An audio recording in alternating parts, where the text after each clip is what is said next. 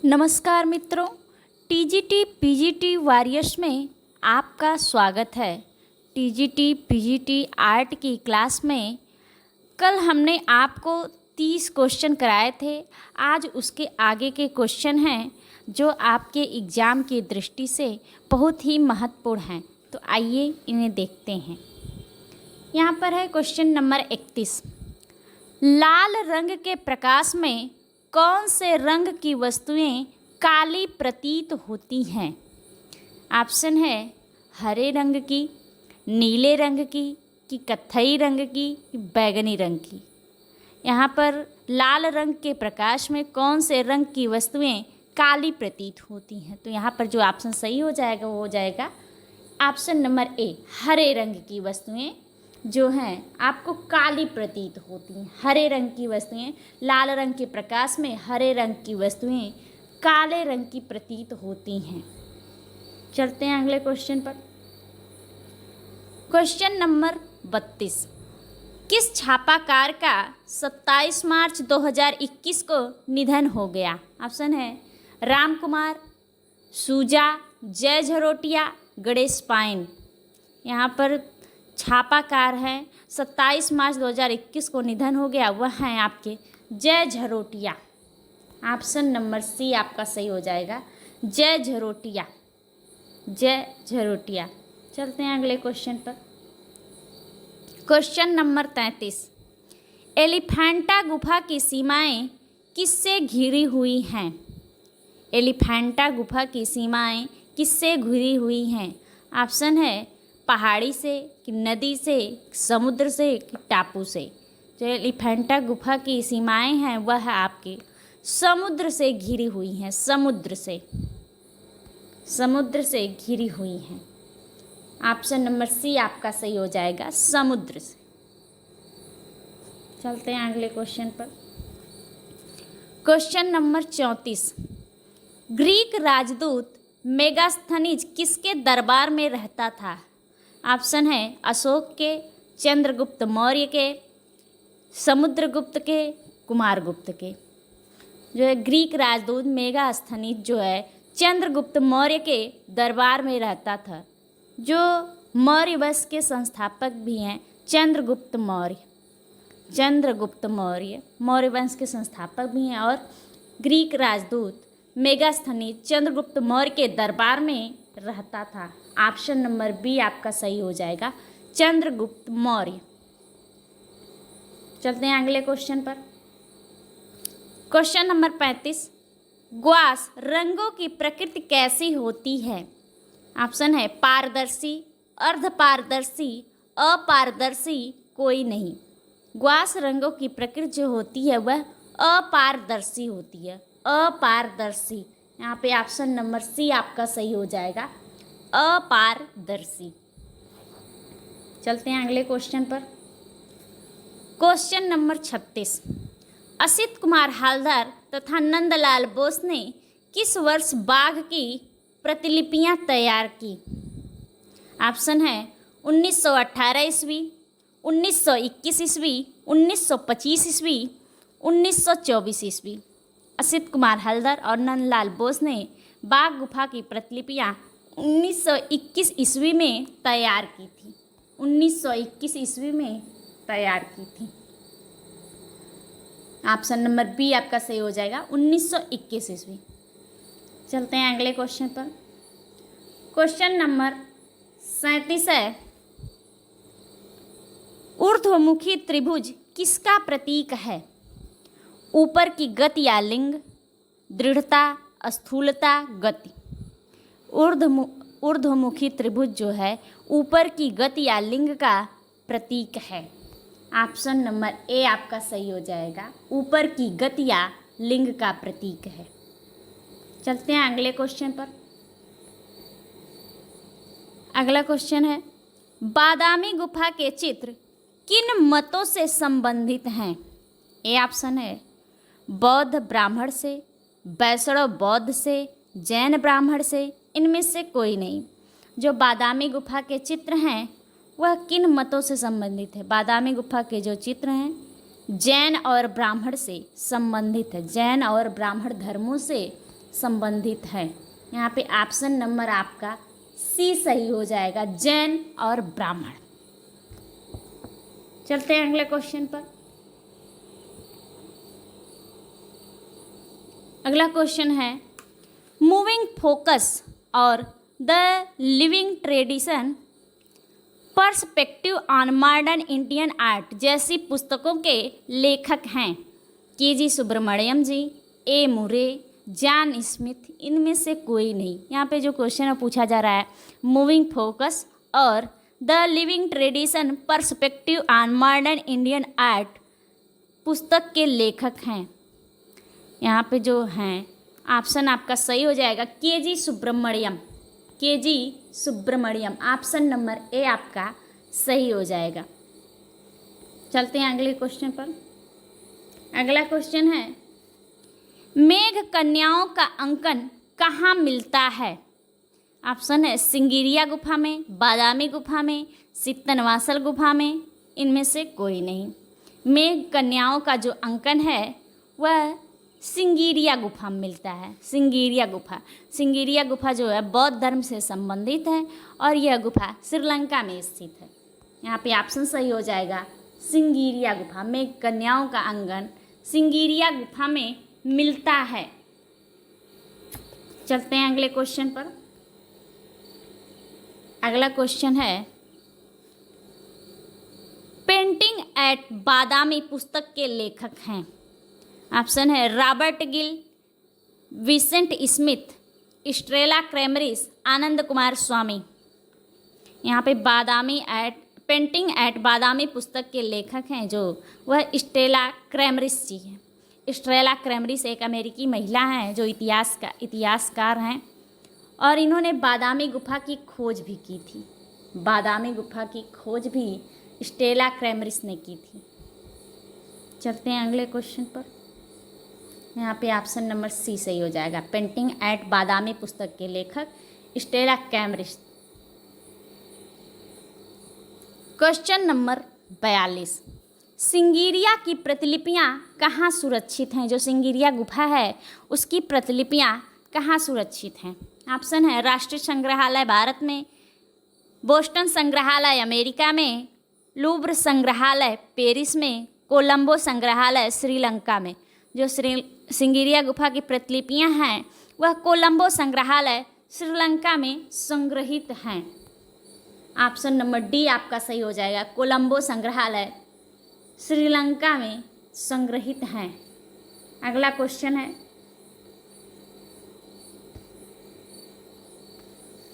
Question number 43 बैगनी रंग किसका पूरक है?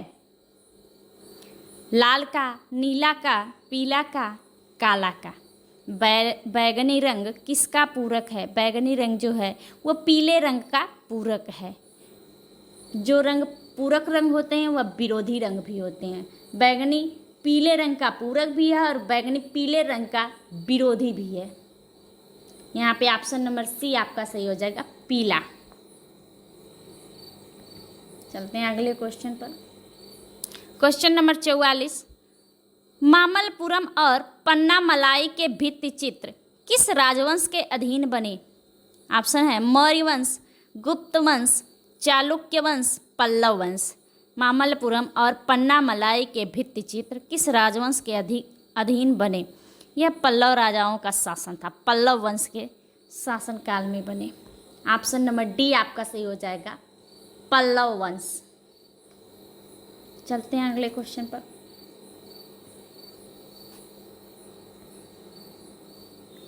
अगला क्वेश्चन है बाघ के चित्रों में कौन सा दृश्य बहुत संगीतमय तथा रोचक है? ऑप्शन है शोकाकुल स्त्री, स्त्री गायिकाओं के दल, बादलों में आकृतियां, हाथियों का जुलूस। यहाँ पर जो ऑप्शन सही हो जाएगा वो हो जाएगा स्त्री गायिकाओं के दल। बाघ गुफा में दृश्य बहुत संगीतमय तथा रोचक व स्त्री गायिकाओं के दल का दृश्य है। ऑप्शन नंबर आपका बी सही हो जाएगी स्त्री गायिकाओं के दल। चलते हैं अगले क्वेश्चन पर। अगला क्वेश्चन है एलिफेंटा गुफाओं जो महाराष्ट्र में है को लगभग किस सदी में बनाया गया था? 5वीं से 8वीं शताब्दी। अगला है 1ली से 3री शताब्दी, 8वीं से 11वीं शताब्दी, 12वीं से 15वीं शताब्दी। यहाँ पूछा जा रहा है कि एलिफेंटा गुफा को किस शताब्दी में बनाया गया था। यहाँ पर जो ऑप्शन सही हो जाएगा 5वीं से 8वीं शताब्दी। ऑप्शन नंबर आपका ए सही हो जाएगा, 5वीं से 8वीं शताब्दी।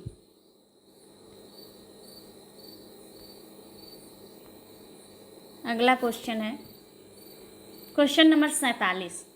पाल शैली के संरक्षक कौन थे? ऑप्शन है चालुक्य शासक, पाल शासक, शुंग शासक, हिंदू शासक।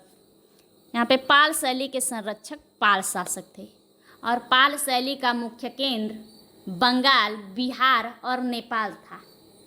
पाल शैली का मुख्य केंद्र बंगाल, बिहार और नेपाल था और यह बौद्ध धर्म से संबंधित है।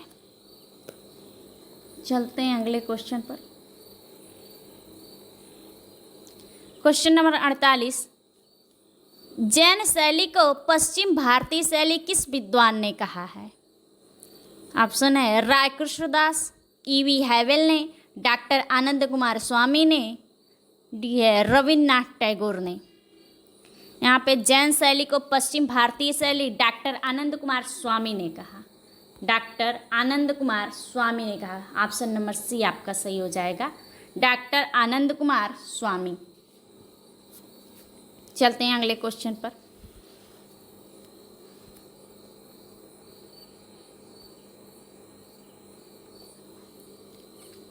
अगला question question number 49।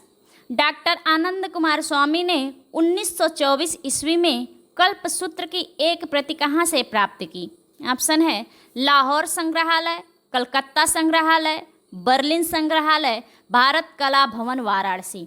Doctor Anand Kumar स्वामी ने 1924 ईस्वी में कल्पसूत्र की एक प्रति बर्लिन संग्रहालय से प्राप्त की। तो यहाँ पर ऑप्शन नंबर आपका सी सही हो जाएगा, बर्लिन संग्रहालय।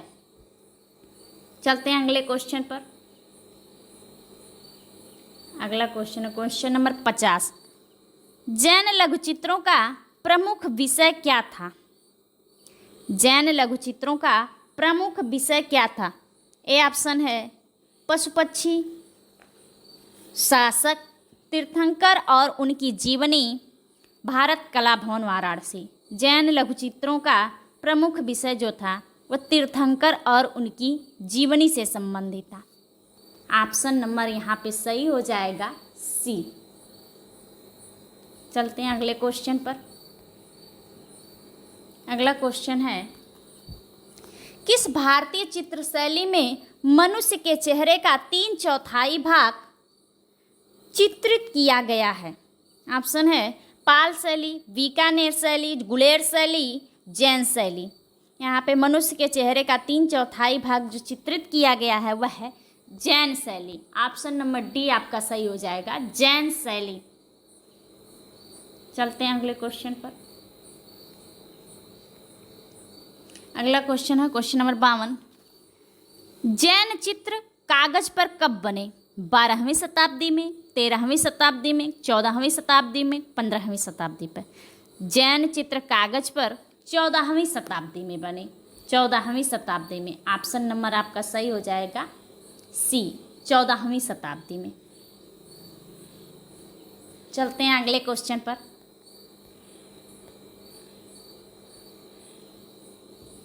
अगला क्वेश्चन है क्वेश्चन नंबर 53। पाल शैली में बने चित्र बौद्ध धर्म के किस संप्रदाय से संबंधित हैं? हीनयान से, महायान से, शायदवाद से, इनमें से कोई नहीं। पाल शैली में जो बने चित्र बौद्ध धर्म से संबंधित हैं वह महायान शाखा से संबंधित है, महायान शाखा से। ऑप्शन नंबर बी आपका सही हो जाएगा, महायान शाखा से। चलते हैं अगले क्वेश्चन पर। Question number 14। जैन शैली को अपभ्रंश शैली किस विद्वान ने कहा?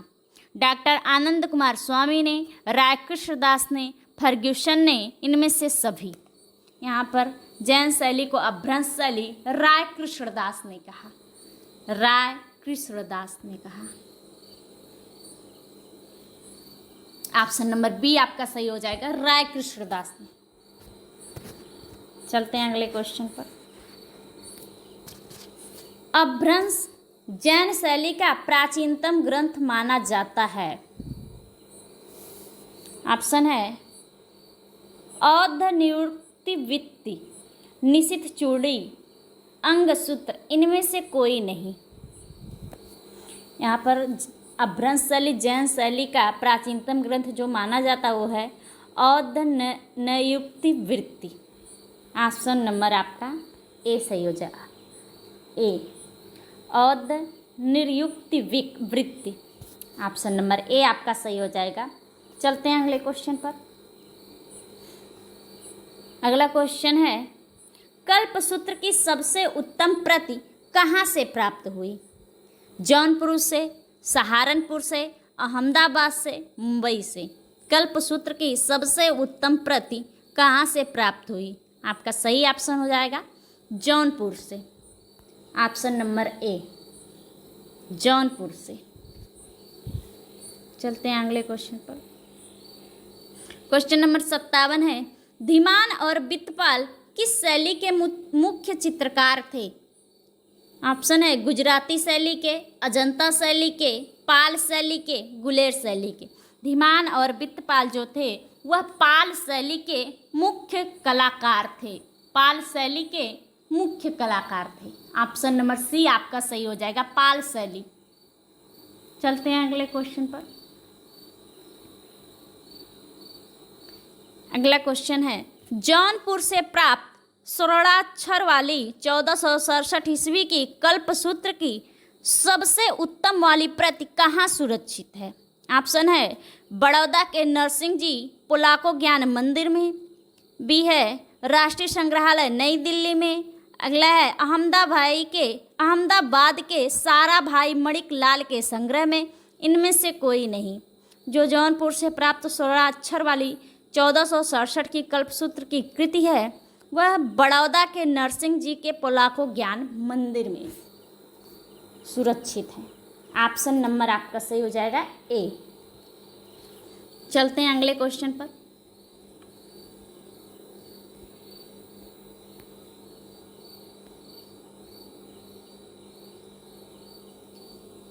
अगला क्वेश्चन है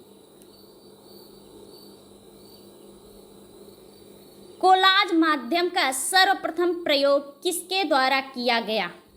यहाँ पे थोड़ा सा मिस्टेक हो गया है, किया गया।